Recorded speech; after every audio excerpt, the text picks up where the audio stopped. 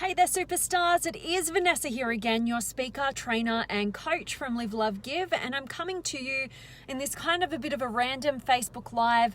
But I'm just on my drive back home. I've just pulled over because I'm like, I need to have a chat about this. But I've just been out for the afternoon, which was kind of pulling me away from like so much that I was doing, but it was to spend some time with my beautiful granny, who I love and adore, and going to do one of our favorite things that we love to do, which is to go to the theatre.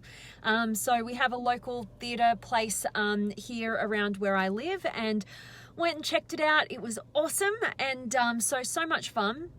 But what happened was, is the reason why I wanted to talk to you about today's topic, which is don't fall victim to poor treatment and the fact that you train others how to treat you. So I want to dive into that. And I want to unpack it with you guys. But ultimately, I'll tell you a bit of a story because that's what I do. That's what I love doing. And so what happened was I was running a bit late to pick up my granny. So I got stuck in some traffic. I kind of lost a bit track of time. I was kind of immersing myself in a project, and then I was like, oh my gosh, and like had to get there and whatever. And I'm kind of the person who I never arrive too early, and I hate being late. So I always try and like make it right on point, right? But I know my granny, and she is a very much, arrive real early kind of girl, right? And so I'm usually pretty good at making sure that I'm really early for her. But yeah, just things happen today. First time ever, by the way, that I've ever like kind of made us a little bit late, and we weren't even late, but we'll get to that. But anyway, I get there, I'm about a minute away, and I'm about 10-15 minutes later than I should have been. And she calls me, and she was kind of a bit frantic, and she was like, where are you? And I said, I'm just about a minute away. Sorry, got caught up, blah, blah, blah. And she was kind of a bit frantic. And then I get to her house, and she's already out there on the nature strip, like waiting for me to pick her up. And she's all ready to go, and she jumps in the car, and, she's like 93. So, usually I'm opening the doors for her and making sure that she's in the car, and, I'm closing it for her and everything. She was shooting in, and she was, anyway, and she was quite frantic, and, she was very stressed out by it. And she's like, oh, they close the doors and they don't let you in at certain times. And she was kind of like very irritated by it. And it in turn, not going to lie, kind of triggered me a little bit. And I felt a bit irritated by it. And I just like explained to her, but I was like, oh, kill me. Like, oh, I don't really want to have to like go through this, right? But anyway, we get there and we're 15 minutes early. I drop her off at the door and then go park the car so I can make sure that she's comfortable and she's in there. And then eventually, we ended up connecting and, watching this amazing theatre performance. And then afterwards, it was still a little bit like, oh, she was still a little bit annoyed that we had to rush. But, being 15 minutes early in my books is like you're half an hour late in her books, right? And because she was quite frantic about it, and because it was outside of her values and whatnot, she was kind of pushing that energy on me. And yeah, I didn't really want to be around it. Like, I'm a human being, even though I do the work that I do, right? But anyway, I just thought, oh, this is a bit painful. And afterwards, though, I kind of throughout the theatre performance, I had a few moments going back, and I was like, I don't want to be annoyed about this, right? Like, I don't like how she's operating, like I wish she could have a better conversation with me about this. Like, it's not really that big a deal. But then I put that to the side, and I was able to see, you know what? If I love and care about this person, my beautiful granny, then I'm going to, I'm going to perspective shift. I'm going to get into her shoes. I'm going to see life from her perspective. And this is her set of values, right? This is her standard. And, this is what's creating the conflict and the resistance, is me trying to hold on to, my value, my standard, and maybe taking her things personally because I'm not shifting perspectives and getting an idea about where she's situated. And when I was able to do that, I was like, you know what? My journey for the rest of today and the rest of our connection is going to be to connect with her and train her how to treat me.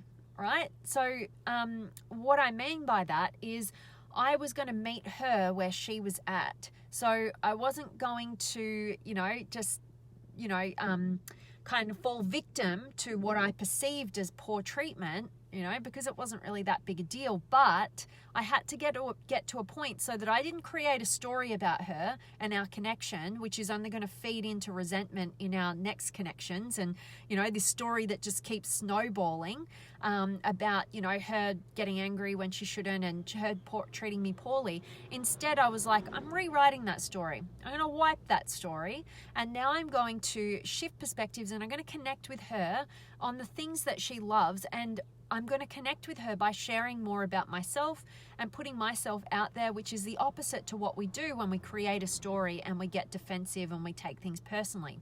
When we do that, generally, we're closing off, we're shutting down, we're not getting interested about the other person, and therefore it just creates this more of a snowball, and you stack that story with the next time you're running late and and she operates in a certain way, right? So if you really value your connections, you have to train people how to treat you. And also what I've found is it's really disempowering. Like I believe in not being a victim. In any situation. Now this is going to be controversial for a lot of people, right? And we can have a whole discussion down the rabbit hole about it. But at the end of the day, I want to always choose what empowers me. And if it empowers me, it's going to empower the people that care about me. And so instead of falling victim to what you perceive to be poor treatment, go, all right, like nobody will ever treat you in a way that you didn't first invite them to. Okay, it's kind of like, if you really think about it, why is it that we tend to treat as human beings, the people who are closest to us, they get the full brunt, of our storm, whereas, a stranger or, our boss or, somebody else who doesn't know us as well, like we're so pleasant, even though we could be like experiencing so much pain inside, we kind of put on a facade for them and we treat them with, utter dignity and respect, right? And then we come home and then we treat our loved one, the person that we love and want to spend our life with, like crap. The reason is because you think you can get away with it, right? If you treat your boss like that, you think you're going to get fired. So you're kind of trained to treat them in a certain way. And then these people that are closest to us, we tend to throw that poor treatment their way because we feel like we can get away with it. So what you need to do is go, where in my life are people treating me in a way that I don't want, that I don't like? And how would I prefer them to be treating me? And then look at how you're treating them as a first step to empowerment. But then also, have the conversation, rewrite the story. Do not allow people to treat you poorly. And if they are treating you poorly, realize you're training them to continue to treat you poorly if you don't actually shift the game. And by shifting the game, I mean upping your standard, looking at how you're treating them and being a leader in your treatment in that dynamic, in that relationship. So anyway, I could talk all day about it. I really hope that today's message is of value. I've missed you guys. I've been offline for a couple of days. I've been immersing myself in all this stuff that I'm creating for you guys. I've put a link up above because I created a free guide for you guys, which is on the relationship breakdown cycle that we experience in all of our relationships.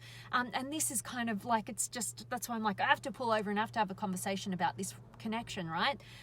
But ultimately, it's a free guide there for you guys. It will help you to pinpoint what's going wrong in your relationships, take the confusion out of it, and actually get you to a point of reversing the cycle so that you can actually have extraordinary relationships and not just settle for ordinary, and actually, experience what I believe to be the true purpose of all of our lives is to love fully and be loved fully. All right, so get that free guide.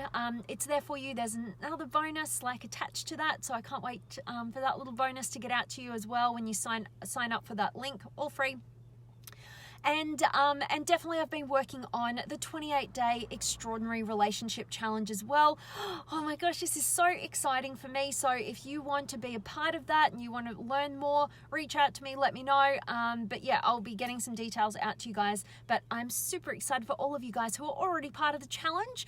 So stay tuned. I'm going to give you access a week before it begins. It starts on the 13th of May Aussie time. So not this coming Monday, the Monday after. And for all you guys over in the States and most of the rest of the world, it'll be on the 12th on the Sunday for you guys. I'm so pumped and excited for all those singles and couples who want to stop settling for mediocrity in their relationships and actually reach for the extraordinary.